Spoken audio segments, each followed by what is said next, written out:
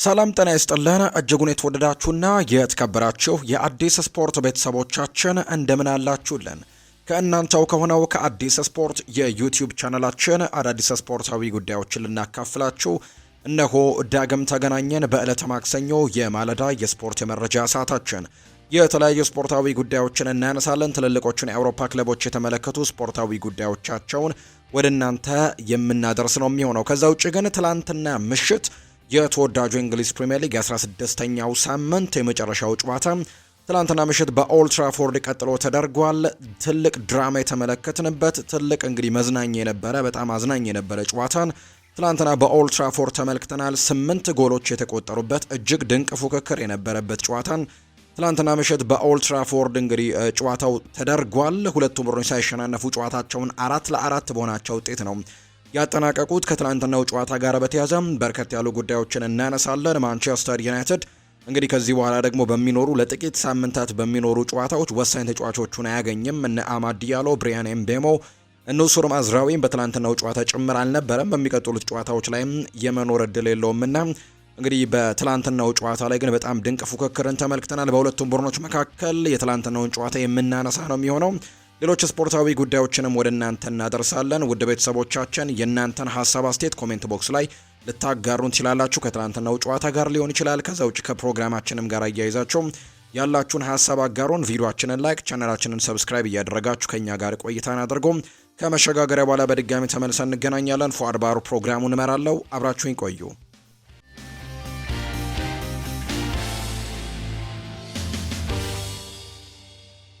የ16ኛው ሳምንት የተወዳጁ የእንግሊዝ ፕሪሚየር ሊግ የመጨረሻው መርሃ ግብር ትላንትና ምሽት ቀጥሎ ተደርጓል። የእሱን የጨዋታ ውጤት በማስቀደም ነው የዛሬ ፕሮግራማችንን የምንጀምረው። በትላንትናው ጨዋታ እንግዲህ ማንቸስተር ዩናይትድ እና ቦርንመዝ ናቸው በኦልድ ትራፎርድ ጨዋታቸውን ያደረጉት። በአጠቃላይ በትላንትናው ጨዋታ 40 የጎል ሙከራዎችን፣ 18 ኢላማቸውን የጠበቁ ሙከራዎችን፣ በአጠቃላይ 8 ጎሎችን የተመለከትንበት እጅግ በጣም ድንቅ የነበረ ጨዋታን እንደውም በአብዛኞቹ ገለጻ ከሆነ የዚህ ውድድር ዓመቱ ምርጡ ጨዋታ ብሎ በርካቶች እየገለጹት ይገኛሉ። በጣም ድንቅ ፉክክር ነው የተመለከትንበት። 8 ጎሎች የተመለከትንበት ምርጥ ጨዋታ ሆኖ በትናንትናው ጨዋታ ተጠናቋል። ትልቅ ፉክክርም የተደረገበት መርሃ ግብር ነበር በማንቸስተር ዩናይትድ እና በቦርንመዝ መካከል የተደረገው። እንደሚታወቀው ቦርንመዝ ባለፉት 2 ዓመታት ኦልድ ትራፎርድ ላይ መጥቶ የተወዳጁ የእንግሊዝ ፕሪሚየር ሊግ መርሃ ግብሮቹን ባክ ቱ ባክ አሸንፎ ነበርና የትላንትናው ጨዋታን ምናልባት የሚያሸንፍ ከሆነ ማንቸስተር ዩናይትድ ላይ እስከዛሬ ድረስ በታሪክ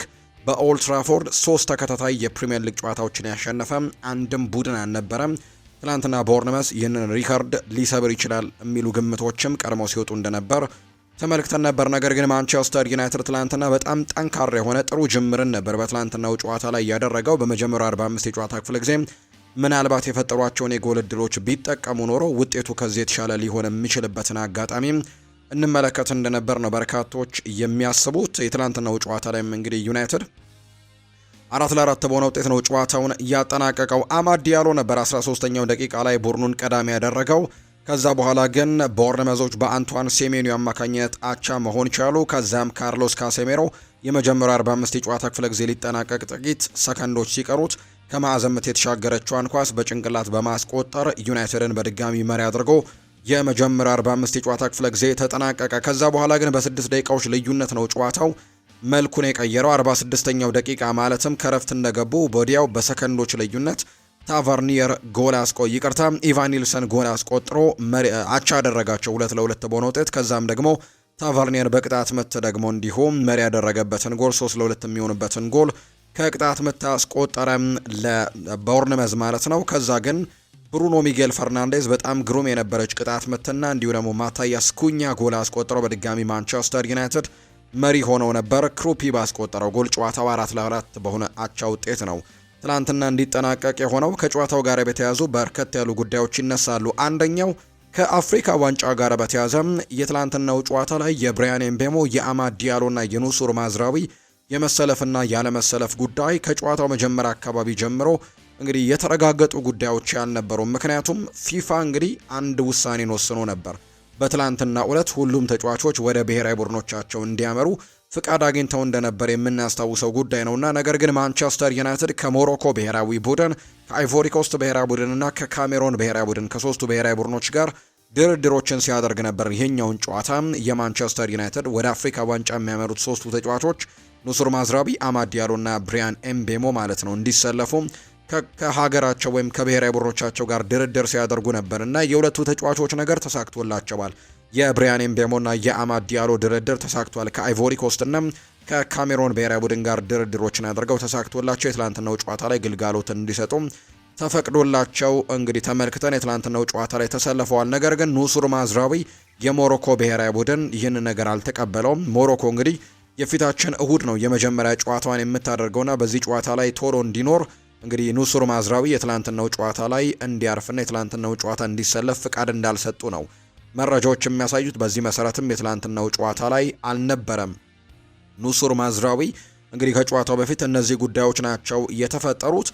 እንግዲህ ሌላኛው በትላንትናው ጨዋታ ላይ እንግዲህ ሴኔ ላሜንስ በጣም ጥሩ የሚባል ጨዋታን አሳልፏል፣ ወይም ደግሞ ጥሩ የሚባል ጊዜን አሳልፏል። እርግጥ ነው እንግዲህ በጣም ጥሩ የሚባሉ ሴቮችን በትላንትናው ጨዋታ ላይ በተለይ ደግሞ ጨዋታው መጨረሻዎቹ አካባቢ ጨዋታው 4-4 በነበረበት ሰዓት ላይ ብሩክስ የሞከራቸውን ሁለት አደገኛ ሙከራዎች ወደ ጎልነት ሊቀየሩ የሚችሉ በጣም ለጎል የቀረቡ ሙከራዎችን ያዳነበት መንገድና ማንቸስተር ዩናይትድን ከሽንፈት የታደገበት መንገድ እንዳለ ሆኖ ግን የቅጣት ምቱ ላይ ታቫርኔር ባስቆጠረው የቅጣት ምት ላይ ግን አቋቋሙ ጥያቄዎችን እንዳነሳ ነው የተመለከትነው። ምክንያቱም እንግዲህ አጥር ሰርተው የቆሙ የማንቸስተር ዩናይትድ ተጫዋቾች እንደነበሩ ተመልክተናል እና ነገር ግን እንግዲህ አጥሩን ባቆመበት ወይም ደግሞ መሀል ለመሀል ነበር የቆመውና አብዛኛው የተሸፈነውን ፓርት ትቶ ግን እንዲሁም ብሩኖ ፈርናንዴዝ ጭምር ወደዚህኛው ሳይድ ሁን ሲለው ጭምር እንደነበረ ተመልክተናል። ያ ጎል እንግዲህ በቅጣት ምት ባጠበበበትና ማጥበብ በነበረበት በኩል ተመቶ ነው ኳስና መረቡ የተገናኘው። ከዛ ውጪ ደግሞ በዛው የቅጣት ምት ላይ ደግሞ ከተመለከታችሁ ምናልባት ምስሉን የተመለከታችሁ ካላችሁ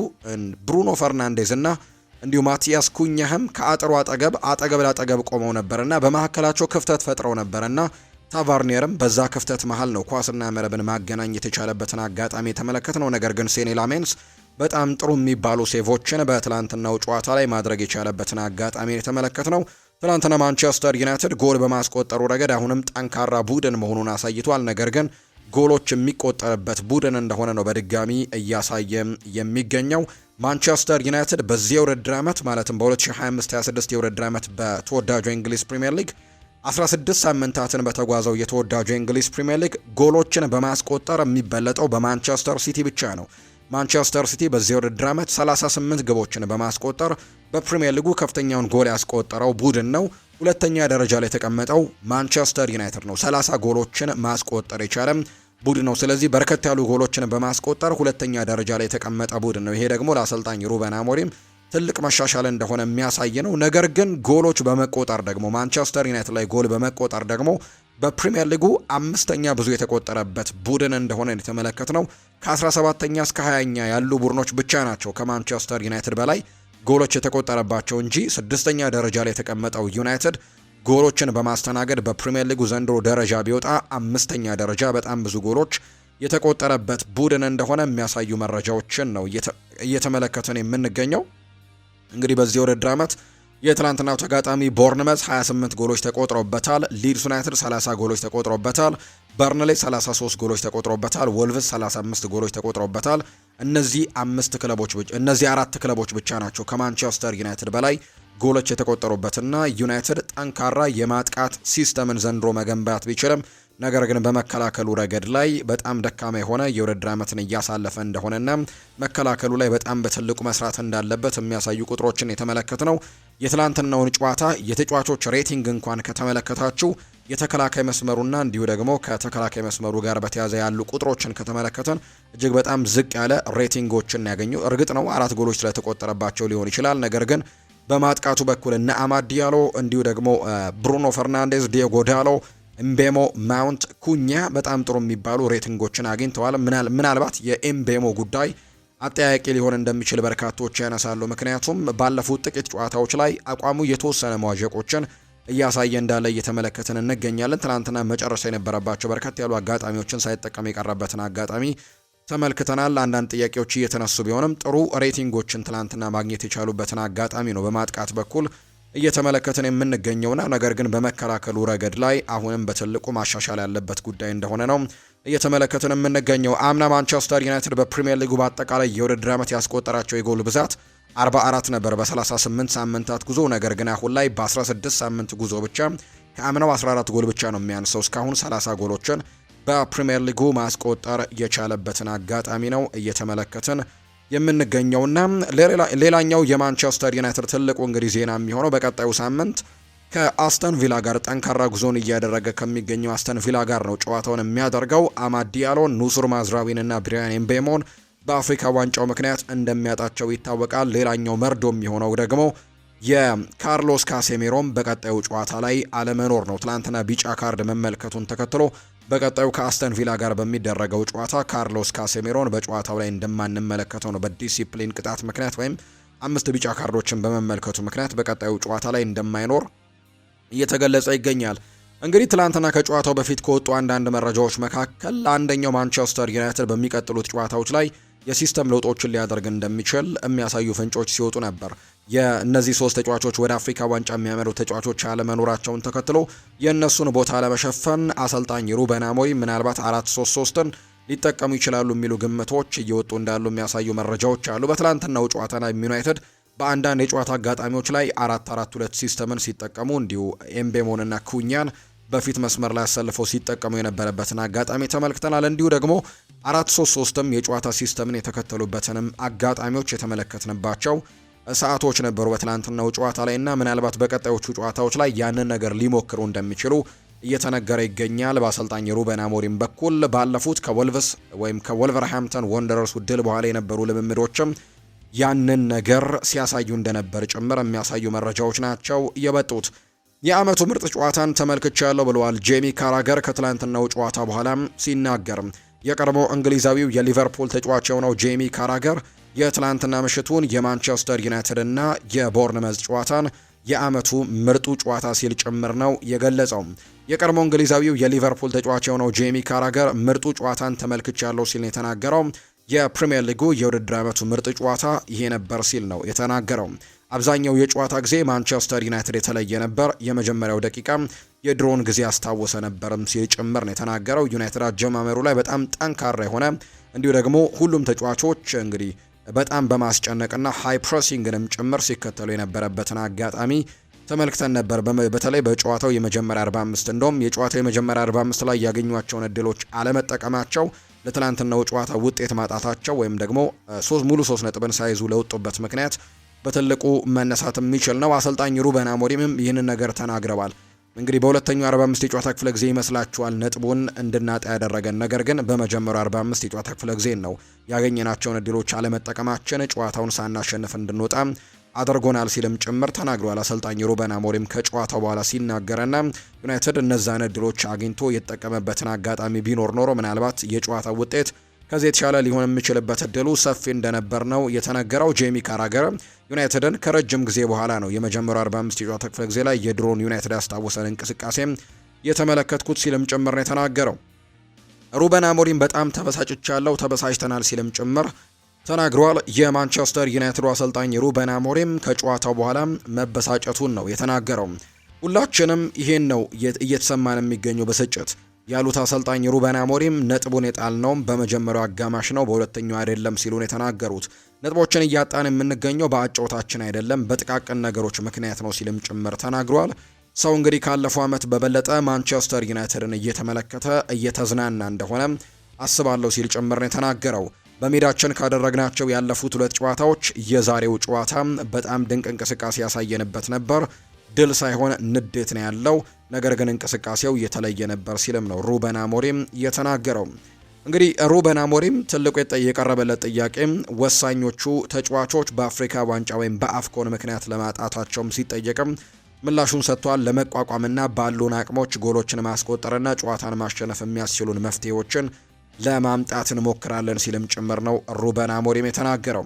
ማንቸስተር ዩናይትድ አንዳንድ ጊዜ በ4 የኋላ ተከላካዮች ይጫወት እንደነበረም ሲጠየቅ ይህ ለመወያየት የሚገባው የእናንተ ጉዳይ ነው እንጂ የኔ አይደለም። በዚህ ሳምንት በ4 የኋላ ተከላካዮች እንደተለማመድን ታውቃላችሁ። ሩበን አሞሪም ማንቸስተር ዩናይትድ የመከላከያ መስመሩንም ሙሉ በሙሉ መቀየር እንደሚያስፈልገውም ሲጠየቁ አይመስለኝም፣ በመከላከል መስመር ላይ ችሎታ ያላቸው ተጫዋቾች እንዳሉን በደንብ አውቃለሁ። እንደ ቡድን መከላከል ማሻሻል ብቻ ያስፈልገናል ሲልም ጭምር የተናገረው።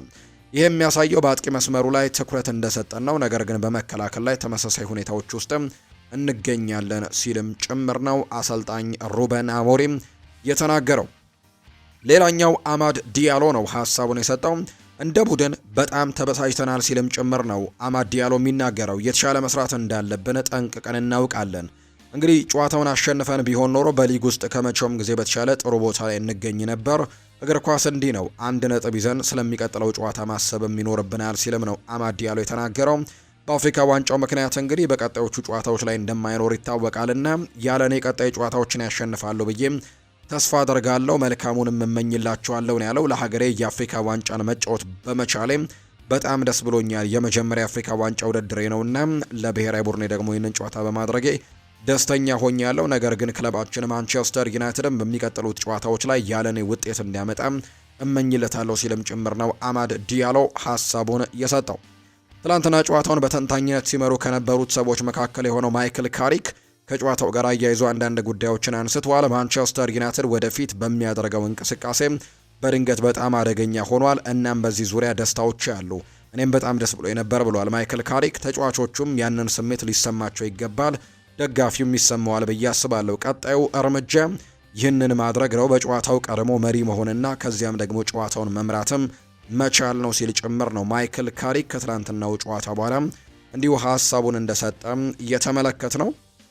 እንግዲህ ትላንትናው ጨዋታ በአጠቃላይ ለማንቸስተር ዩናይትድ እንግዲህ ውጤቱ እንጂ በጣም ጥሩ እንቅስቃሴዎችን ያሳዩበት እንደነበር ተመልክተናል። ኤክስፔክትድ ጎልሱን ከተመለከትን 3.3 ነበር በትላንትናው ጨዋታ ላይ ያስመዘገቡት። የኳስ ቁጥጥሩ 56 በመቶ በማንቸስተር ዩናይትድ የበላይነት የነበረ እንደሆነ ተመልክተናል። በአጠቃላይ ደግሞ 25 የጎል ሙከራዎችንም ያደረጉበት አጋጣሚን ነው የተመለከት ነው።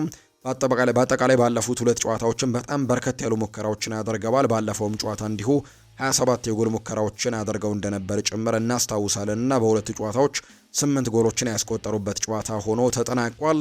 በአጠቃላይ 9 የጎል ሙከራዎችን ኢላማቸውም የጠበቁ እንደነበሩ ነው የተመለከትነው። በቁጥራዊ መመዘኛዎችም ማንቸስተር ዩናይትድ በትላንትናው ጨዋታ ላይ የተሻለ ቡድን እንደነበር የሚያሳዩ ቁጥሮችን ነው የተመለከትነው።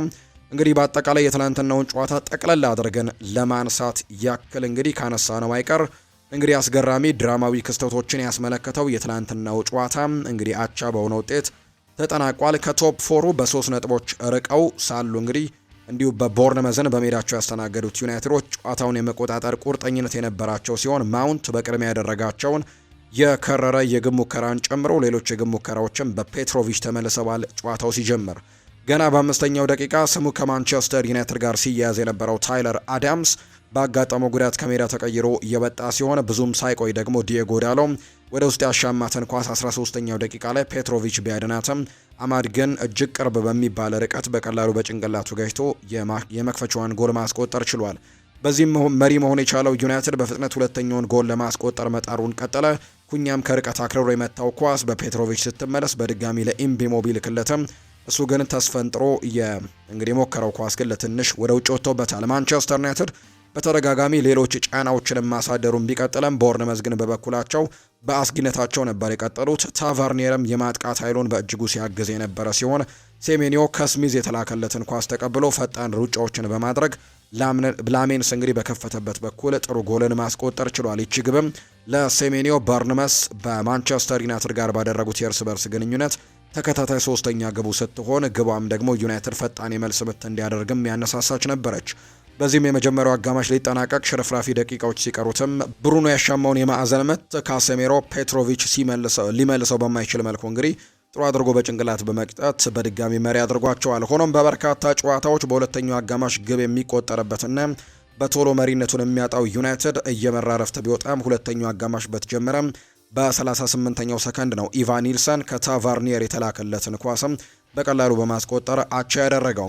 በዚህም አላበቃም። 6 ደቂቃዎች ባለሞላ ጊዜ ውስጥም ታቫርኒየር አሲስት ከማድረግም ወደ ግብ አስቆጣሪነት ተቀይሮ አስደናቂ የቅጣት ምት ከመረብ ጋር በማዋሃድ ቦርንመዝን ለመደገፍ እንግዲህ ወደ ኦልድ ትራፎርድ የመጡ ደጋፊዎችን በሙሉ ያስጨበጨበ ጎል አስቆጥሯል። በዚህ መሃል በጨዋታው የሌኒ ዮሮ ንቁ አለመሆንና የማንቸስተር ዩናይትድ የተከላካይ ክፍልም እጅጉን መሳሳትም ዋጋ ሲያስከፍላቸው ታይቷል። በተጋጣሚ ፈጣን የውጤት ቅለበሳ እጅጉን የተደናገጠው ማንቸስተር ዩናይትድ ጨዋታውን ለመቆጣጠር መንቀሳቀስ ሲጀምርም ኤምቤሞ እንግዲህ ያገኘውን እድል አምክኗል። በጨዋታው ጥሩ የሚባል እንቅስቃሴንም ሊያስመለክት አልቻለም ትላንትና ኤምቤሞ። በአንጻሩ አማድ በርካታ ኳሶችን ወደ መጨረሻው የሜዳ ክፍል በመግባትና የተጋጣሚን ተከላካዮችን በማስጨነቅም እንግዲህ ይበል የሚያሰኝ ወይም ጥሩ እንቅስቃሴንም ሲያሳይ ነበር ትላንትና ያመሻው። ሼስኮም 80ኛው ደቂቃ ላይ ተቀይሮ ገብቶ ጨዋታው ሲቀጥል በመሃል ብሩኖ ከሳጥኑ በቅርብ ርቀት ያገኛትን ቅጣት ምት በጣም ግሩም በሆነ ሁኔታ አስቆጥሮ እንግዲህ ዩናይትድን ወደ ጨዋታው መመለስ ችሏል። ደጋፊዎችም ሜዳውን በአንድ እግሩ ነበር ያቆሙት ያጎል ሲቆጠር። በመቀጠልም በጨዋታው ላይ ሌላ ድንቅ እንቅስቃሴን ሲያሳይ የነበረው ማቲያስ ኩኛም በመከላከሉ እንዲሁ በማጥቃቱም በጣም ድንቅ እንቅስቃሴ ሲያሳይ እንደነበር ትላንትና ተመልክተናል። እሱም እንግዲህ ጎል አስቆጥሮ እንግዲህ ቡድኑን 4-3 መሪነት አድርጎ ነበር። ነገር ግን በ84ኛው ደቂቃ ላይ ጁሪየር ክሩፒ ጎል አስቆጥሮ ጨዋታው 4-4 በሆነ ውጤት ጨዋታው እንዲጠናቀቅ ተደርጓል። በጣም ድንቅ የሚባል የጨዋታ ፉክክርን በትላንትናው ጨዋታ ላይ የተመለከትንበት ነበር። በዚህ መሰረትም ማንቸስተር ዩናይትድ የትላንትናው ጨዋታ ላይ 1 ነጥብ ማግኘቱን ተከትሎ የደረጃ ሰንጠረዡ 6ኛ ደረጃ ላይ መቀመጥ የቻለበትን አጋጣሚ ነው የተመለከትነው። የትላንትናውን ጨዋታ ማሸነፍ የሚችል ቢሆን ኖሮ በጨዋታው ላይ እንግዲህ ከቼልሲ ጋር እኩል ነጥቦችን 28 ነጥቦችን ያገኝና 5ኛ ደረጃ ይቀመጥ ነበር። ነገር ግን የትላንትናው ጨዋታ ላይ አቻ በመውጣቱ ምክንያት ነጥቡን 26 በማድረስ በሊጉ የደረጃ ሰንጠረዥ 6ኛ ደረጃ ላይ ተቀምጧል። ከ5ኛ ደረጃ ካለው ክሪስታል ፓላስ ጋር ተመሳሳይ ነጥብ ነው ያለው። በአንጻሩ ቶፕ 4 ውስጥ ካለው ቼልሲ ደግሞ በ2 ነጥቦች ዝቅ ብሎ ነው የተቀመጠው። በአንጻሩ የትላንትናው ተጋጣሚ የነበረው ቦርንመስ ሌላኛውን የአቻ ውጤት ነው ያስመዘገበው። ባለፉት ተከታታይ ጨዋታዎች ድል ማድረግ ያልቻለ ቡድን ነው። ነጥቡን 21 በማድረስ ግን 13ኛ ደረጃ ላይ የተቀመጠበትን አጋጣሚ ነው የተመለከትነው። በትላንትናው ጨዋታ ላይ ብሩኖ ሚጌል ፈርናንዴስ አሲስት ማድረጉን ተከትሎ የአሲስቱን ደረጃ አሁን ላይ በ7 አሲስቶች በብቸኝነት እየመራ እንደሆነ ነው የተመለከትነው። በአጠቃላይ የትላንትናው ጨዋታ 4-4 በሆናቸው ውጤት ነው የተጠናቀቀው። በሌሎች ሊጎችም ትላንትና ጨዋታዎች ቀጥለው ተደርገዋል። ለምሳሌ ያክል በስፓኒሽ ላሊጋ ትላንትና የተደረገ አንድ መርሃ ግብር እንደነበር ነው የተመለከትነው። ይኸውም ራዮ ቫይካኖ እና ሪያል ቤቲስ ያደረጉት ጨዋታ ነው። ሁለቱ ቡድኖች ሳይሸነፉ ጨዋታቸው 0-0 በሆናቸው ውጤት ነው ያጠናቀቁት። እንዲሁ በጣሊያን ሴሪኤ ደግሞ ሮማ እና ኮሞም ትላንትና ጨዋታቸውን ያደርገው ጨዋታው 1-0 በሮማ አሸናፊነት የተጠናቀቀ መርሃ ግብር እንደሆነ ነው የተመለከትነው። ሮማ ይህንን ጨዋታ በዌስሌይ ፍራንካ ባስቆጠረው ጎልም ጨዋታውን በ1-0 ማሸነፍ የቻሉበትን አጋጣሚ ነው እንግዲህ ትላንትና የተመለከትነውና ትላንትና በአጠቃላይ የነበሩ የአውሮፓ ታላላቅ ሊጎች መርሃ ግብሮች ደግሞ እነዚህ ነው የሚመስሉት። ዛሬም ጨዋታዎች ቀጥለው የሚደረጉ ይሆናሉ። ዛሬ እንኳን በፕሪሚየር ሊግ አይደለም ጨዋታዎች የሚደረጉት፣ ነገር ግን በካራባው ካፕ የሚደረጉ መርሃ ግብሮች እንዳሉ ነው የተመለከትነው። ዛሬ አንድ ጨዋታ ይደረጋል። ካርዲፍ ሲቲ የዌልሱ ቡድን ከቼልሲ ጋር የሚያደርገው ጨዋታ ልክ 5 ሰዓት ሲል የሚደረግ መርሃ ግብር እንደሆነ ነው የሚያሳየው መርሃ ግብሮች እየወጡት። ዛሬ ካርዲፍና ቼልሲ በካራባው ካፕ ጨዋታቸውን የሚያደርጉ ይሆናል ወደ ግማሽ ፍጻሜው ለማለፍ። አሁን ደግሞ ክለቦችን የተመለከቱ ስፖርታዊ ጉዳዮችን እናንሳ። አርሰናልን የተመለከቱ መረጃዎችን በማስቀደም ነው የምንጀምረው። የክለብ ጉዳዮችን ስናነሳ ዊሊያም ሳሊባ በአንድ ወቅት ለቀረበለት ጥያቄ እንዲህ በማለት መልስ መስጠት ጀመረ። ከዚህ በኋላ ሌላ ቦታ አልፈልግም ሲል ጭምር ነው ዊሊያም ሳሊባ በአንድ ወቅት የተናገረው። ዊሊያም ሳሊባ ከአርሰናል ጋር ለመቆየት ጥርጣሬ ነበረህ ወይ የሚል ጥያቄም ሲቀርብለት የፈረንሳዩ ተከላካይ እንዲህ ሲል የመለሰው እረ በፍጹም አለ። እንግዲህ ሚኬል አርቴታ እንደዚህ አይነት ጥያቄ ጠይቄም አላውቅም፣ ዝም ብለን ያወራ ነው ሲልም ጭምር የተናገረው። እሱ እዚህ እንድትቆይ ይፈልጋለሁ አለኝ፣ እኔም ደግሞ እርግጥ ነው መቆየት ፈልጋለሁ ብዬ መለስኩለት። ስለ ወደፊቱ ምንም ማውራት አላስፈለገኝም፣ ምክንያቱም እዚህ ትልቅ የወደፊት እድል እንዳለ በአይኔ እየተመለከትኩኝ ነው። ቡድኑ ከአመት አመትም በጣም እየተሻሻለ የመጣ ቡድን እንደሆነ እየተመለከትኩኝ እገኛለሁ ሲልም ጭምር ነው ሀሳቡን የሰጠው። ለማንኛውም እንደዚህ አይነት ቃላትን መስማት አያስፈልገኝም፣ ምክንያቱም እኔ ራሴው ይሰማኛል ከአሰልጣኙ ከደጋፊዎችና ከክለቡ ፍቅር እስከሚሰማኝ ድረስም የምፈልገው ያንን ብቻ ነው ሲልም ጭምር ተናግሯል። ስለዚህ በቃ መደሰት ነው የምፈልገው፣ እነሱ ደግሞ እንድቆይ እንደሚፈልጉ ያውቅ ነበር። እኔ ደግሞ ልክ እንደ ቤቴ ነው የሚሰማኝ፣ ለንደንን ወደዋለሁ፣ አርሰናልንም ወዳለሁ፣ ነገሩ ይሄ ነው ሲልም ጭምር ተናግሯል። እናም ከዚህ በኋላ ሌላ ክለብም አልፈልግም ሲል ጭምር ነው ዊሊያም ሳሊባ ሀሳቡን የሰጠው። ሌላኛው ከአርሰናል ጋር በተያያዘ የምናነሳው ጉዳይ በጉዳት ምክንያት እንግዲህ ያጧቸው ተጫዋቾች በርከት እንዳሉ ይታወቃል። በተለይ በመከላከል መስመሩ ላይ ያሉ ተጫዋቾች ተደጋጋሚ ጉዳቶች በዚህ ውድድር ዓመት እየገጠማቸው ይገኛል። አሁን እንኳን የነ ጋብርኤል ማጋሌሽ፣ ክሪስቲያን ሞስኩዌራ እንዲሁ በዚህ ሳምንት መጨረሻ ደግሞ ባደረጉት የተወዳጁ የእንግሊዝ ፕሪምየር ሊግ መርሃ ግብር ቤን ዋይትንም በጉዳት ምክንያት ማጣታቸው ይታወሳልና ምንም እንኳን ዊሊያም ሳሊባ ከጉዳት እንግዲህ ተመልሶላቸው በወልቭሱ ጨዋታ ላይ እንደነበር እናስታውሳለን። ቤን ዋይት በወልቭሱ ጨዋታ በደረሰበት ጉዳት ምክንያት እንግዲህ ተቀይሮ መውጣቱ ይታወሳልና እንደወጡ አንዳንድ መረጃዎች ከሆነ ምናልባት ቤንጃሚን ዋይት በወልቭስ ጨዋታ በደረሰበት ጉዳት ምክንያት ቢያንስ ለአንድ ወር ከሜዳ ሊርቅ የሚችልበት እድሉ በጣም ሰፊ እንደሆነ የሚያሳዩ መረጃዎች ናቸው የወጡት። ስለዚህ ቤን ዋይት ለአንድ ወር ላይኖር እንደሚችል የሚያሳዩ መረጃዎች ናቸው የወጡት። በአርሰናል የሚገኙ አንዳንድ የቡድኑ አባላት በወልቭሱ ጨዋታ በታየው አቋም እጅጉን እንደተበሳጩ ነው በግልጽ የታየው። ሚኬል አርቴታን ጨምሮ ማርቲን ኦዴጋርድ፣ ዴክላን ራይስም ብስጭታቸውን በመልበሻ ክፍል ገልጸዋል። በመልበሻ ክፍሉ የነበሩ ሁሉም በአንድነት የታየው አቋምም እጅጉን የወረደ እንደነበር ጭምር ነው ያመኑት። ያንን ጨዋታ አርሰናል ማሸነፍ ችሏል። ነገር ግን እንግዲህ ያሸነፈበት መንገድ ግን ተጫዋቾቹንም አሰልጣኙንም ጭምር ያስደሰተ አልነበረም። ደጋፊዎቹም ስጋት ውስጥ እንዲገባቸው ጭምር ያደረገ አጋጣሚ እንደነበር እናስታውሳለንና በዛ ድል ምክንያት ግን ደስተኛ እንዳልሆኑ ባደረጉት የጨዋታ እንቅስቃሴ ደስተኛ እንዳልሆኑ ተገልጿል። እንዲሁም ሚኬል አርቴታ እንዲሁ ደግሞ ኦዴጋርድም ጭምር ዴክላን ራይስም ብስጭታቸውን በመልበሻ ክፍል ላይ በጣም ሲገልጹ እንደነበር ነው መረጃዎች ያሳዩት። በመጨረሻዎቹ ደቂቃዎች ላይ ወልቭስ ላይ ጎል ማስቆጠር ለአርሰናል ተጫዋቾች የድል ጊዜ ነበር። ነገር ግን አንዳንድ ተጫዋቾች የክለቡ ደረጃ አሁንም ከፍተኛ ነው ብለው ያስባሉና የአርሰናል ተጫዋቾች ከወልቭስ ጋር ባደረጉት ጨዋታ ወደዚያ ደረጃ እንዳልደረሱ ነው የተገነዘቡት። ካይ ሃቨርትስ ይህ ወር ሳያልቅ ወደ ሜዳ ለመመለስ ጠንክሮ እየሰራ እንደሚገኝ የሚያሳዩ መረጃዎችን አሁን ላይ እየተመለከተን እንገኛለን። ካይ ሃቨርትስ ይህ ወር ሳያልቅ ወደ ሜዳ ለመመለስ ጠንክሮ እየሰራ ነው። ወደ ሜዳ የመመለስ ነገሩ በጥንቃቄ የተሞላበት የሚደረግ ቢሆንም ካይ ግን የፈረንጆቹ አዲስ ዓመት ሳይገባ ወደ ሜዳ ለመመለስ በጣም ጠንክሮ እየሰራ እንደሚገኝ ጭምር የሚያሳዩ መረጃዎችን የሰማ ነው። የማንቸስተር ዩናይትድ ጉዳዮችን ደግሞ እናንሳ። ዲየጎ ዳሎ አዝኖ እንደነበር ተገልጿል። የማንቸስተር ዩናይትዱ የቀይ መስመር ተመላላሽ የሆነው ዲየጎ ዳሎ ከቶትንሃም እንዲሁም ደግሞ ከኤቨርተን ጋር በተደረጉት ጨዋታዎች ከቋሚ አስተላለፍ ውጭ ሆኖ እንደነበር የምናስታውሰው ጉዳይ ነውና በዚህ ምክንያት ፖርቱጋላዊው ተጫዋች በአሰልጣኝ ሩበን አሞሪም ውሳኔ አዝኖ እንደነበር ጭምር ነው የተነገረው። ሆኖም ተጫዋቹ ግን እያሳየ የሚገኘው ደካማ ብቃት ለአሰልጣኙ ውሳኔ ምክንያት እንደነበር ነው ያኔ ተረድቷል የተባለው። ይህን ተከትሎ ተጫዋቹ የቋሚነት ቦታውን መልሶ ለማግኘትም ልምምዱን በተጠናከረ መልኩ መቀጠሉን ጭምር ነው መረጃዎች ያሳዩት። ባለፉት ጨዋታዎች ላይ ደግሞ ለማንቸስተር ዩናይትድ ከቋሚነትም ባለፈ ጥሩ እንቅስቃሴዎችን እያሳዩ ከሚገኙ የዩናይትድ ተጫዋቾች መካከል አንደኛው እንደሆነ ይታወቃልና ወደ ጨዋታ የተመለሰበትን አጋጣሚ ነው የተመለከት ነው። አሰልጣኝ ሩበን አሞሪም በአፍሪካ ዋንጫው ምክንያት በርካታ ተጫዋቾች ቡድናቸውን የሚለቁ መሆናቸውን ተከትሎ ኮቢ ማይኖ በጥር ተጫዋቾች የዝውውር መስኮት እንዲለቅ ፍቃድ አይሰጡትም ተብሎ ነው የሚታሰበው። በማንቸስተር ዩናይትድ ቤት የመሰለፍ ዕድልን አለማግኘቱን ተከትሎ በተለይ ለዓለም ዋንጫው ዝግጁ ለመሆን የተለያዩ ክለቦችን ለመቀላቀል እንቅስቃሴ እያደረገ የሚገኘው ኮቢ ማይኖ በጥር ተጫዋቾች የዝውውር መስኮት የመልቀቅ ዕድሉ ጠባብ ነው እየተባለ ይገኛል። እንግዲህ አሰልጣኝ ሩበን አሞሪም ይህንን ውሳኔ እንደሚወስኑ ነው እየተነገረ የሚገኘው።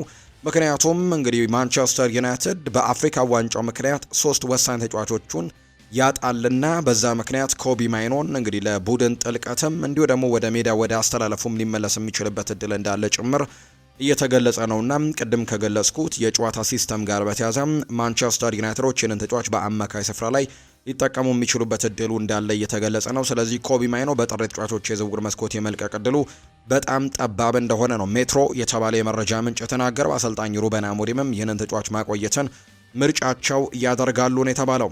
ማንቸስተር ዩናይትዶች በ2026 ዊንግ ባክ ለማስፈረም ማቀዱ እየተነገረ ነው። በዚህም ባሳለፍነው ቅዳሜና እሁድ መልማዮቻቸውን ወደ ፖርቱጋል ልከው እንደነበር ነው የተገለጸው። የስፖርቲንግ ሊዝበኑን ተጫዋች የሆነው ማክሲ አሮሆንም እየተመለከቱት እንዳለ ጭምር መረጃዎች ወጥተዋል። ግሬም ቤሊ እንደተናገረው ከሆነ የሎሪዮንም አርሴን ኳሲ እንዲሁ ደግሞ የቤኔፊካውን ሳሙኤል ዳለን እና የክለብ ብሩዡን ጆዋኪን ሲሰንም ማንቸስተር ዩናይትዶች እየገመገሟቸውና እየተመለከቷቸው የሚገኙ ተጫዋቾች እንደሆኑ የተገለጸው። ስለዚህ የማንቸስተር ዩናይትድ ስካውቶች የስፖርቲንግ ሊዝበኑን ተጫዋች ማክሲ አሮሆን ከመመልከት ውጪ ደግሞ ሌሎች 3 ተጫዋቾች ላይ ኢላማቸውን እንዳደረጉ ነው የግሬም ቤሊ መረጃ በስፋት እያጋራ የሚገኘው። ሩበን አሞሪም በቅርቡ ባደረገው ቃለ ምልልስ ላይ ሃሪ አማስ በግሉ እየተቸገረ ነው ለማለት ሳይሆን በአጠቃላይ ሼፊልድ ዌንስዴይ እየተቸገሩ ነው ለማለት እየፈለገ እንደሆነ ቢታሰብም ማገላለጹ ግን ጥሩ እንዳልነበር ተገልጿል። እንግዲህ በቅርቡ በሰጡት ቃለ ምልልስ ላይ ሃሪ አማስ ጥሩ ጊዜያቶችን እያሳለፈ አይደለም በሻምፒዮንሺፑ፣ እንዲሁ ደግሞ ሌላኛው ታዳጊ ተጫዋች የሆነ ደግሞ ቺዶ ኦቢ ማርቲንም ከ21 ዓመት በታች ቡድኑ ጋር ጥሩ ነገሮችን ማግኘት አልቻለም የሚሉ አይነት ሀሳቦችን መስጠቱን ተከትሎ ውዝግቦች ተፈጥረው ነበር። ምክንያቱም ሃሪ አማስ ባለፈው ወር የሼፊልድ ዌንስዴይ ምርጡ ተጫዋች ተብሎ የወሩ ምርጥ ተጫዋች ተብሎ ተሸልሞ እንደነበር ይታወቃልና ይህንን ሽልማቱን አያይዞ በሶሻል ሚዲያ አካውንቶቹ ላይ ስቶሪ አድርጎት ነበር። ነገር ግን ወዲያው አጥፍቶታል። እንግዲህ አሰልጣኝ ሩበን አሞሪም ለመናገር የፈለገው ነገርና የተናገረበት መንገድ ግን ትክክል እንዳልሆነ ነው መረጃዎቹ የወጡት። በዚህ ሲዝን 2025-26 የውድድር ዓመት በፕሪሚየር ሊጉ እንደ ብሩኖ ሚጌል ፈርናንዴስ ለማንቸስተር ዩናይትድ ብዙ ነጥቦችን ማስገኘት የቻለ የጎል አስተዋጽኦ የሚያበረከተም ተጫዋች የለም። ብሩኖ በዚህ ሲዝን በሊጉ ለማንቸስተር ዩናይትድ 13 ነጥቦችን ማስገኘት የቻሉ የጎል አስተዋጽኦችን ማበረከት የቻለበትን አጋጣሚን የተመለከት ነው። ይሄ ቁጥር በሊጉ ላይ ከሚሳተፉ ተጫዋቾች በሙሉ በክለቡ ላይ እንግዲህ ነጥቦችን ማስገኘት የቻለ ወሳኝ የጎል አስተዋጽኦችን በማበረከትም ቀዳሚ እንዲሆን አድርጎታል ነው የተባለው። ብሩኖ በዚህ ሲዝን በሊጉ ለማንቸስተር ዩናይትድ 10 የጎል አስተዋጽኦችን ማበርከት ችሏል። 4 ጎሎችን እንዲሁ ማስቆጠር ሲችል 6 ደግሞ ኳሶችን አመቻችቶ ማቀበል የቻለበትን አጋጣሚን የተመለከትነው። ብሩኖ እንግዲህ በጣም ጥቅሙ አሁን ላይ ከፍ እያለ የመጣም ተጫዋች እንደሆነ ጭምር ነው መረጃዎቹ ያሳዩት። ስካይ ስፖርት ነው ይህንን መረጃ ያወጣው። የሊቨርፑልን ጉዳዮች ደግሞ ውድ ቤተሰቦቻችን እንመልከት። የዶሚኒክ ሶቦስላይ የመጀመሪያ ምርመራ ተደርጎ ጉዳቱ ከባድ እንዳልሆነ ተረጋግጧል። እናም በዚህ ሳምንት መጨረሻ ላይ ከቶትንሃም ጋር በሚደረገው ጨዋታ ሊጫወት የሚችልበት እድል ሰፊ እንደሆነ እየተገለጸ ነው የሚገኘው። ይህ ተጫዋች እንግዲህ በጉዳት ምክንያት ባለፈው እንግዲህ በዚህ ሳምንት መጨረሻ ባደረጉት መርሃ ግብር ላይ ተቀይሮ ወጥቶ ወደ 83ኛው አካባቢ ደቂቃ ላይ ተቀይሮ ወጥቶ እንደነበር እናስታውሳለን እና በተለይ በዚህ ውድድር ዓመት በጣም ድንቁ ተጫዋች እንደሆነ ይታወቃል። ሊቨርፑል እና ጥሩ ጊዜያቶችን ማሳለፍ ችሏል። ምንም እንኳን ክለቡ ሊቨርፑል ወጣ ገባ የሆኑ አቋሞችን እያሳየ ቢገኝም ነገር ግን በግሉ የተጫዋች ዶሚኒክ ሶቦስላይ ግን የሊቨርፑል የዚህ ዓመቱ ምርጡ ተጫዋች ነው እስካሁን ደስ ብሎ ማንሳት ይቻላልና የዚህ ተጫዋች ጉዳት ለሊቨርፑሎች በጣም አሳሳቢ እንደሆነ ሲገለጽ ነበር። ነገር ግን ምርመራ ተደርጎለት ያን ያክል ከባድ እንዳልሆነና በቀጣዩ ጨዋታ የመመለስ እድል እንዳለው ነው የተገለጸው። በሊጉ እስካሁን ብዙ እድሎችን ፈጥረው ምንም አይነት አሲስቶችን ማስመዝገብ ያልቻሉ ተጫዋቾች ስም ዝርዝር ይፋ ተደርጓል። በዚህ መሰረትም ፍሎሪያን ቬርትስ 26 የጎል እድሎችን በመፍጠር በአንደኛ ደረጃነት ተቀምጧል። ነገር ግን አንድም አሲስት ያላስመዘገበ ተጫዋች እንደሆነ ነው የተመለከት ነው። ጄሚ ካራገር ይናገራል። ሳላህ ቀጣይ ሲዝን በሊቨርፑል ሲጫወት አንመለከተውም ሲልም ጭምር ነው በእርግጠኝነት የተናገረው። ካራገር ሳላህ ይወጣል ብሎ ነው ሀሳቡን የሰጠው። ጄሚ ካራገር እንግዲህ ከሞሐመድ ሳላህ ጋር በተያያዘ በቅርቡ በሰጠው አስተያየትም በበርካቶች ትችት ተሰንዝሮበት እንደነበር የምናስታውሰው ጉዳይ ነው። ነገር ግን አሁንም ቢሆን እንግዲህ ከሞሐመድ ሳላህ ጋር በተያያዘ ሀሳቦቹን እየሰጠ ይገኛል። በሊቨርፑል ቤትም በቀጣዩ የውድድር ዓመት እንመለከተዋለን ብዬ አልጠበቅም ሲልም ጭምር ነው ሀሳቡን እየሰጠ የሚገኘው። ይህንን ሀሳብ የሰጠው እንግዲህ ጄሚ ካራገር ነው። የሪያል ማድሪድን ጉዳዮች ደግሞ እንመልከት። ፍሎሬንቲኖ ፔሬዝ ይናገራል። ዳኞች የማድሪድ ስጋት ናቸው ብሏል ፍሎሬንቲኖ ፔሬዝ። የሪያል ማድሪዱ ፕሬዝዳንት ፍሎሬንቲኖ ፔሬዝ ስፔን ውስጥ ያለውን ዳኝነት ለክለባቸው ስጋት ሲሉ ገልጸውታል።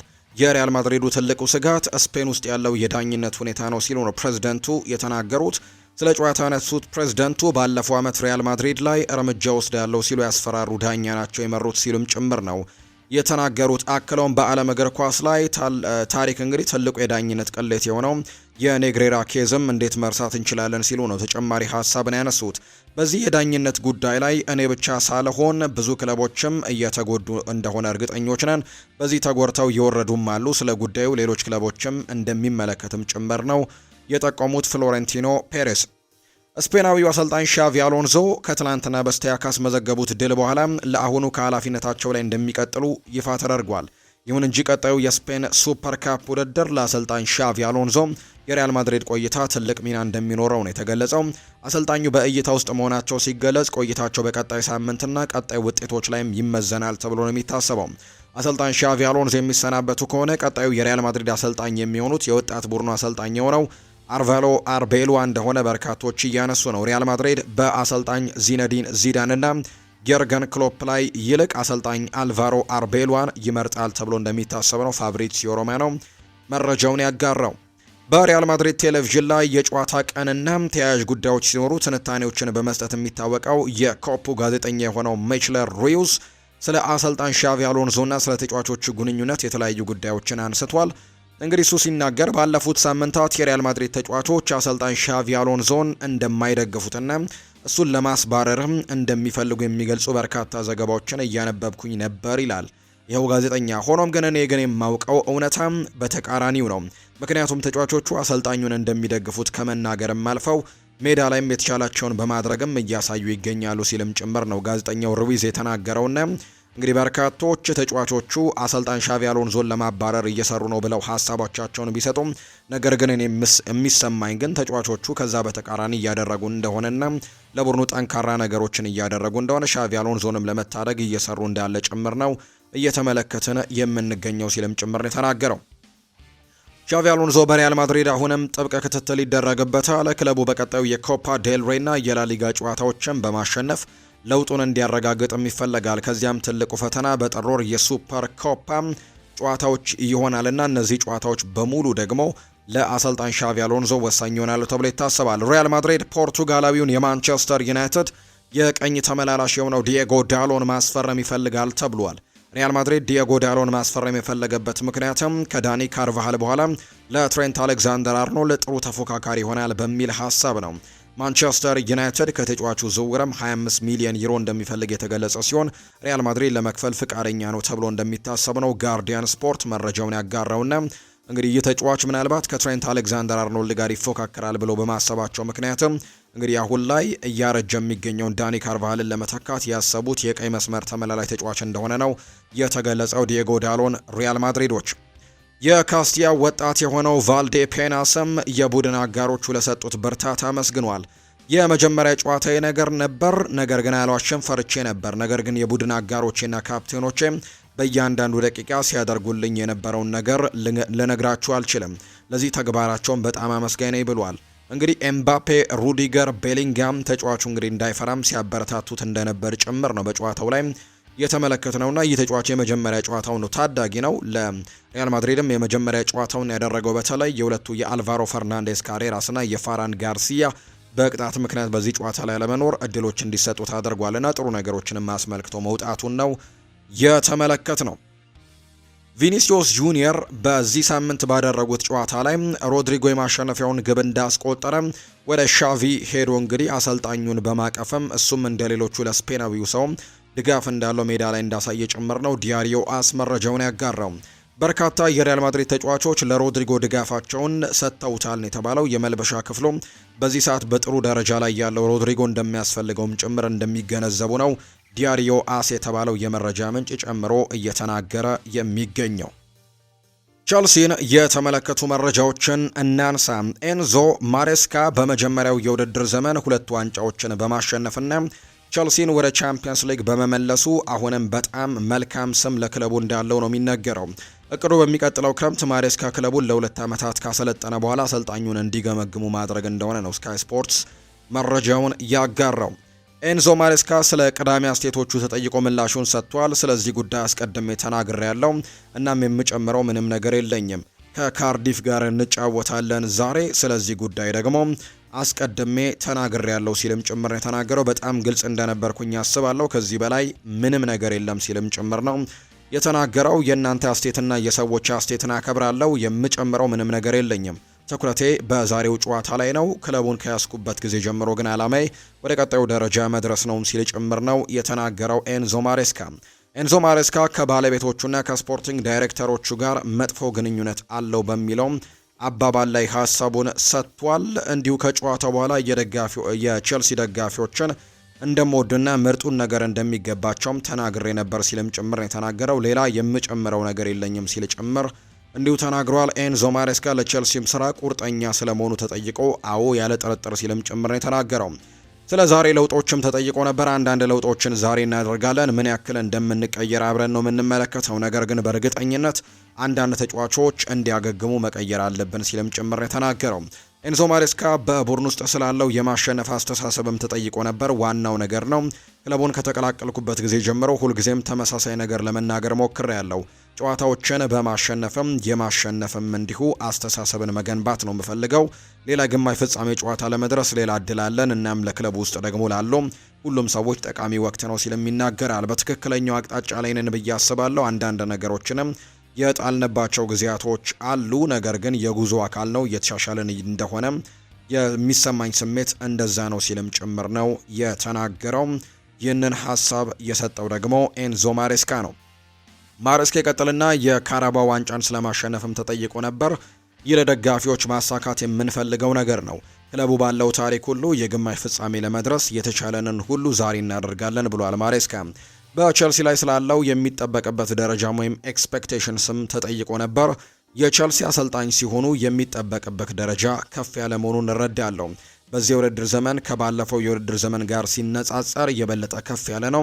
የቸልሲ ተጫዋቾች ወይም አሰልጣኝ ስትሆን ይህ የተለመደ ነገር ነው ሲልም ጭምር ነው የተናገረው ማሬስካ።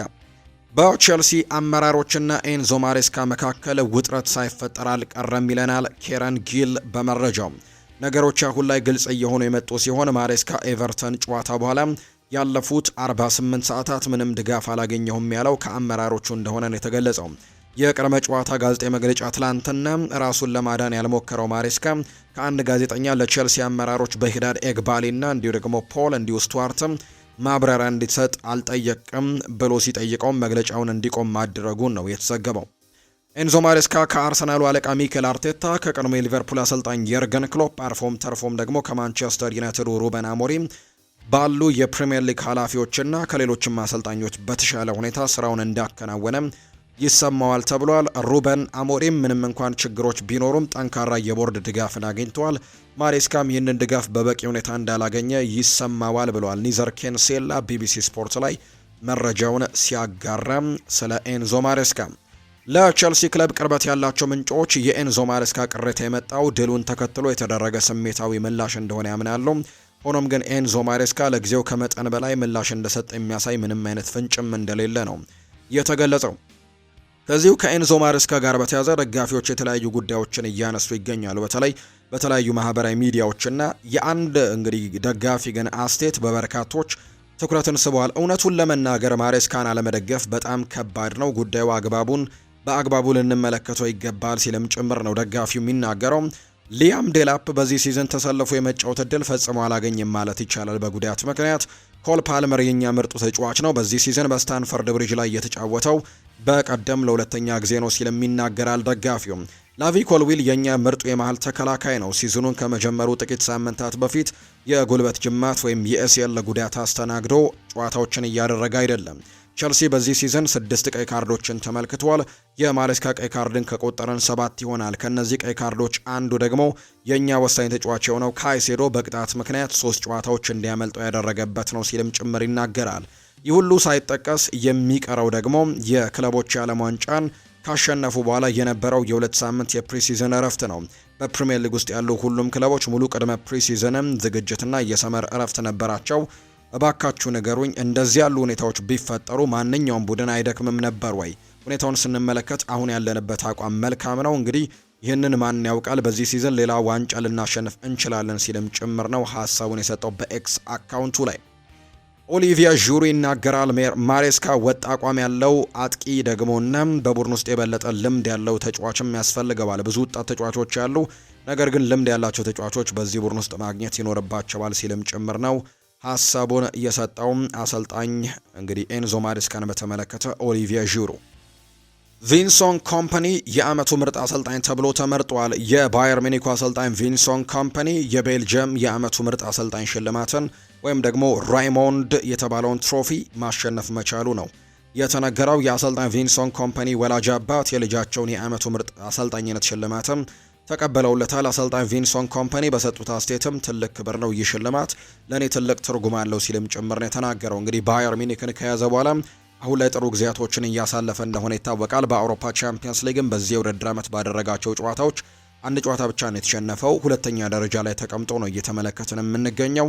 ከዛ ውጭ ደግሞ በሊጋቸው በጀርመን ቡንደስሊጋ እስካሁን ባደረጋቸው ጨዋታዎች 2 ጨዋታዎች ላይ ብቻ ነጥብ ተጋርቶ ወጥቷል እንጂ ሁሉንም ጨዋታዎች ያሸነፈበትን አጋጣሚን የተመለከት ነው። እንግዲህ ምንም አይነት ጨዋታ ሽንፈትም በጀርመን ቡንደስሊጋ ላይ አላስመዘገበም። ጥሩ የውድድር ዓመትንም እያሳለፈ ነው። በርካቶች በትልቅ ደረጃ ከሚጠብቋቸው አሰልጣኞች መካከል አንደኛው ነው። ምክንያቱም ማንቸስተር ሲቲ እንኳን ምናልባት ፔፕ ጓርዲዮላ የሚሰናበትበት ጊዜ የሚቀርብ ከሆነ ይህንን አሰልጣኝ ለመቅጠር ፍላጎት እንዳላቸው የሚያሳዩ መረጃዎች ወይም ቪንሰንት ኮምፓኒ ለማምጣት ፍላጎት እንዳላቸው የሚያሳዩ መረጃዎችን ነው በተደጋጋሚ እየተመለከትን የምንገኘው። ቲያጎ ሲልቫ ወደ አውሮፓ ሊመለስ እንደሆነ እየተገለጸ ነው። ሰሞኑን በዓለም ዋንጫ ላይ መሳተፍ እፈልጋለሁ ሲል እንደነበር እናስታውሳለን። ብራዚላዊው የኋላ መስመር ተሰላፊ የሆነው ቲያጎ ሲልቫ ከፍሎሜንሴ ጋር ለመለየት መወሰኑ ነው የተገለጸው። ተጫዋቹ የቡድን አጋሮቹን መሰናበቱ ሲገለጽ በቀጣይ ቀናትም ወደ አውሮፓ ለመመለስም የአውሮፓ ክለብን ሊቀላቀል መሆኑ ተነግሯል። ተጫዋቹ እስከ ዓለም ዋንጫ እየተጫወተ ለመቆየት የአውሮፓ ሊግ ክለብን ለመቀላቀል እንደፈለገ ነው የተዘገበው። የ41 ዓመቱ ቲያጎ ሲልቫ በቀጣይ ዓላማው በ2026 ዓለም ዋንጫ ውድድር ብራዚልን መወከል እንደሆነ ጭምር ነው የተነገረው። ካርሎ አንቸሎቲም እንግዲህ ይህንን ተጫዋች እንዲጠሩትም ፍላጎት እንዳለው ጭምር ነው የተናገረው። እንግዲህ ተጫዋቹ ቲያጎ ሲልቫ ነገር ግን ወደ አውሮፓ ሊመለስ እንደሆነ ቢገለጽም ወደ የትኛው የአውሮፓ ክለብ ሊመለስ እንደሆነ ግን የተገለጸ አንዳችም ጉዳይ እንደሌለ ነው መረጃዎች የወጡት። ከዚሁ ከብራዚል ብሔራዊ ቡድን ጋር ካነሳን አይቀር ደግሞ ውድ ቤተሰቦቻችን ካርሎ አንቸሎቲ ውላቸውን ሊያራዝሙ እንደሆነ እየተገለጸ ነው። የብራዚል ብሔራዊ ቡድን አሰልጣኝ ካርሎ አንቸሎቲ በብሔራዊ ቡድኑ ያላቸው ኮንትራትን ለማራዘም መቃረባቸውን የተነገረው። አሰልጣኝ ካርሎ አንቸሎቲ በብሔራዊ ቡድኑ እስከ 2030 ለመቆየትም ውላቸውን እንደሚያራዝሙ የተነገረው። የ66 ዓመቱ አሰልጣኝ ካርሎ አንቸሎቲ ባለፈው ግንቦት ወር ነበር የብራዚል ብሔራዊ ቡድንን እስከ 2026 የዓለም ዋንጫ መጨረሻ ድረስ መረከባቸው የሚታወሰው። ነገር ግን አሁን ላይ ኮንትራታቸውን ሊያራዝሙ እንደሆነ የሚያሳዩ መረጃዎች እየወጡ እንዳለ ነው ዘገባዎቹ እየጠቆሙ የሚገኙት። ብሬንዳን ሮጀርስ ወደ ሳዑዲ አረቢያ ሊያቀኑ ነው። የሳዑዲ አረቢያው ክለብ አልቃዲሺያ አሰልጣኝ ብሬንዳን ሮጀርስን በኃላፊነት ለመሾም መቃረባቸው ይፋ ተደርጓል። አሰልጣኝ ብሬንዳን ሮጀርስ ከወራት በፊት ከሴልቲክ ኃላፊነት ራሳቸውን ማግለላቸው የሚታወስ ጉዳይ ነውና ያንን ስራ ካገለሉ በኋላ ያለ ስራ ይገኙ ነበር። የቀድሞው የሊቨርፑልና ሌስተር ሲቲ አሰልጣኝ ብሬንዳን ሮጀርስ አልቃዲሺያን ለመረከብም ወደ ሳዑዲ አረቢያ ተባለ። አልቃዲሺያ በሳዑዲ አረቢያ ሊግም 17 ነጥቦችን በመሰብሰብ በደረጃ ሰንጠረዡ 5ኛ ላይ የተቀመጠ ቡድን እንደሆነ ይታወቃል። በተለይ ሊቨርፑል በዚህ ውድድር ዓመት ጥሩ ጊዜያቶችን አለማሳለፉን ተከትሎ ምናልባት አሰልጣኝ አርኔ ስሎት የሚሰናበቱ ከሆነ በጊዜያዊነት ቡድኑን ይረከቡታል ተብሎ ከሚታሰቡ ተጫዋቾች መካከል እንግዲህ አሰልጣኞች መካከል አንደኛው ብሬንዳን ሮጀርስ እንደነበር የሚያሳዩ መረጃዎች ሲወጡ ነበር። ነገር ግን አሰልጣኝ ብሬንዳን ሮጀርስ ከሴልቲክ ከተለያዩ በኋላ አሁን ደግሞ ወደ ሳዑዲ አረቢያ ሊግ ሊያመሩ እንደሆነና አልቃዲሺያ ቀጣይ ማረፊያቸው ሊሆን እንደሚችል እየተገለጸ ነው የሚገኘው። የፊፋ የዓመቱ ምርጥ ተጫዋች ሽልማት ዛሬ ይፋ ይደረጋል። የ2025 የፊፋ የዓመቱ ኮከብ ተጫዋች ሽልማት ዛሬ በኳታር ዶሃ ይፋ እንደሚደረግ ነው የተነገረው። በፌርሞንት ካታር አዳራሽ በሚካሄደው ደማቅ ስነ ስርዓትም የዓመቱ ኮከብ ተጫዋች፣ ኮከብ አሰልጣኝ፣ ኮከብ ግብ ጠባቂና የዓመቱ ምርጥ እንግዲህ ግብም በሁለቱም ጾታዎች ይፋ ይደረጋል። የፑሽካሽ አዋርድ ማለት ነው። የዓለም አቀፍ እግር ኳስ ፌዴሬሽኑ ማህበር ፊፋ ፕሬዝዳንት የሆኑት ጂያኒ ኢንፋንቲኖ የፊፋ ስራ አስፈጻሚ አባላት የፊፋ አባል ሀገራት ተወካዮችን ጨምሮ በመርሃ ግብሩ ላይ እስከ 800 ሰዎችም ይታደማሉ ተብሎ ነው የሚታሰበው። የ2025 የባሎን ዶር አሸናፊው ኦስማን ዴምቤሌ፣ አችራፍ ሀኪሚ፣ ራፊኒሃ፣ ላሚን ያማል፣ ሞሐመድ ሳላህ እና ኬሊያን ኤምባፔ የአሸናፊነት ግምት ያገኙ ከዋክብቶች እንደሆኑ እየተገለጸ ነው። የባለፈው ዓመት የፊፋ የዓመቱ ምርጥ ሽልማትን ክብር እንግዲህ ቪኒሲዮስ ጁኒየር ነበር ያሸነፈው። አምና ባሎን ዶሮን ሮድሪ ቢያሸንፍም ነገር ግን እንግዲህ የፊፋውን ግን ሽልማት ያሸነፈው ወይም የፊፋ ምርጡ ተጫዋች የሚለውን ሽልማት ያሸነፈው ግን ቪኒሲዮስ ጁኒየር እንደነበር እናስታውሳለን። የዘንድሮን የባሎን ዶር ሽልማት ያሸነፈው ኦስማን ዴምቤሌ ነበር። እንግዲህ ፊፋውን ደግሞ ምርጡን ሽልማት ደግሞ የሚያሸንፈው ማን እንደሆነ ዛሬ ይፋ ይደረጋል ተብሎ እንደሚታሰብ ነው መረጃዎች የወጡት። አምና በሴቶቹ ደግሞ አይታና ቦንማቲ ነበር ያሸነፈችው። አይታና ቦንማቲ የባርሴሎና ተጫዋች አምና ባሎን ዶርንም ጭምር ያሸነፈች ተጫዋች ነበረች። ዘንድሮም ባሎን ዶርን አሸንፋለች። የፊፋውንም ለማሸነፍ ቅድመ ግምት ተሰጥቷታል አይታና ቦንማቲ። ዛሬ ምሽት ግን ኮከቦቹ ይፋ ይደረጋሉ ተብሎ ነው የሚጠበቀው። ኢንተር ማያሚ በይፋ ተጫዋች አስፈርሟል። የአሜሪካ ሜጀር ሊግ ሶከሩ ክለብ የሆነው ኢንተር ማያሚ ስፔናዊውን የተከላካይ ስፍራ ተጫዋች የሆነው ሰርጌ ሬጊሎንን ማስፈረማቸውን ነው ይፋ ያደረጉት። ኢንተር ማያሚ ስፔናዊውን የግራ መስመር ሰርጌ ሬጊሎንን ለአንድ ተጨማሪ ዓመት የመቆየት አማራጭን ባካተተ የ1 ዓመት ውል ነው ያስፈረሙት። ሰርጂ ሬጊሎን ባለፈው ክረምትም ከቶትናም ጋር ያለውን ውል መጠናቀቁን ተከትሎ ነው ያለ ክለብ ይገኝ እንደነበር የሚታወቀው። ኢንተር ማያሚ ጆርዲ አልባ ጫማ መስቀሉን ተከትሎ የግራ መስመር ተሰላፊን ለማስፈረምም ሲያፈላልጉ እንደነበር የሚታወስ ነው። አሁን ላይ ሰርጄ ሬጊሎንን በኃላፊነት እንግዲህ ወይም ደግሞ ይህንን ተጫዋች ማስፈረማቸውን ነው ዘገባዎቹ የወጡት። ፍሬንች ሞንታና ሞሮኮ ደርሷል። በሞሮኮ ካዛብላንካ የተወለደው አሜሪካዊው ፍሬንች ሞንታና ለአፍሪካ ዋንጫም ወደ ትውልድ ሀገሩ ሞሮኮ አመርተዋል ተብሏል። አሜሪካዊው እንግዲህ የሂፕ ሆፕ አቀንቃኝ ፍሬንች ሞንታና ከሞሮኮዊው አርቲስት ሬድዋን ጋር ተጣምሮ የአፍሪካ ዋንጫ አዲስ ዜማ እንደሚያዘጋጅን የተገለጸው። በዓለም አቀፍ ደረጃ ተወዳጅነት ያለው ፍሬንች ሞንታና የአፍሪካ ዋንጫ አካል መሆኑ ውድድሩ ዓለም አቀፍ ትኩረትን እንዲያገኝም ተጨማሪ እድል እንደሚሰጠው ጭምር የሚያሳዩ መረጃዎች ናቸው የወጡት። የአፍሪካ ዋንጫው ሊጀመር በጣት የሚቆጠሩ ቀናቶች ብቻ ናቸው አሁን ላይ የቀሩት። ዲሴምበር 21 ነው የሚጀመረው። ዛሬ 16 ነው። ከ5 ቀናት በኋላ የአፍሪካ ዋንጫ ይጀመራል ተብሎ ይታሰባልና ውድድሩ ዓለም አቀፍ ትኩረት እንዲያገኝ የተለያዩ ስራዎች እየተሰሩ ይገኛሉ። ከፍሬንች ሞንታና ውጪ ደግሞ የአይሾ ስፒድም ይህንን ውድድር በቀጥታ ስርጭት እንዲያስተላልፍም ጭምር እንዲሁ ደግሞ ዓለም አቀፍ እይታንም እንዲያገኝ ጭምር እንግዲህ እነዚህ አይነት ምርጫዎችም እንዳሉ ጭምር የሚያሳዩ ነገሮችን ነው እየተመለከትን የምንገኘውና ተጠባቂው የሞሮኮው የአፍሪካ ዋንጫ በቅርቡ ከጥቂት ቀናት በኋላ እንደሚደረግ የሚያሳዩ መረጃዎች ናቸው እየወጡ የሚገኙት። የተወደዳችሁና የተከበራችሁ ቤተሰቦቻችን ለዛሬ በዕለተ ማክሰኞ የማለዳ ስፖርት የመረጃ ሰዓታችን ያዝንላችሁ ፕሮግራም እነዚህን ነበር የሚመስሉት። ስላደመጣችሁን፣ ስለተከታተላችሁን፣ ቆይታችሁን ከኛ ጋር ስላደረጋችሁ እጅግ ከልብ አድርገን ነው የምናመሰግነው። በዛሬ ፕሮግራማችን የተለያዩ ስፖርታዊ ጉዳዮችን ወደ እናንተ እያደረሰን ቆይታን አድርገናል። እንግዲህ ትልልቆቹን ክለቦች የተመለከቱ ስፖርታዊ ጉዳዮችን፣ ትላንትና የተደረጉ ጨዋታዎችን እንዲሁም ሌሎች በርከት ያሉ ስፖርታዊ ጉዳዮችን ስናነሳ ቆይታን አደረገን። በቀጣይ በምሽቱ በሚኖረው ፕሮግራማችን ሌሎች ስፖርታዊ ጉዳዮችን ደግሞ በስፋት አካተን በድጋሚ ተመልሰን የምንገናኝ ይሆናል። ለአሁኑ ግን ስላደመጣችሁኝ ቆይታችሁም ከኛ ጋር ስለነበር ከልብ አድርጌ ነው የማመሰግነው። ፉአድ ባሩ ፕሮግራሙን እየመራው ከእናንተ ጋር ቆይታን አድርጌያለሁ። በቀጣይ ፕሮግራሞቻችን በድጋሚ ተመልሰን እንገናኛለን። መልካም ጊዜ እንዲሆንላችሁ ነው በአክብሮት የምመኘው።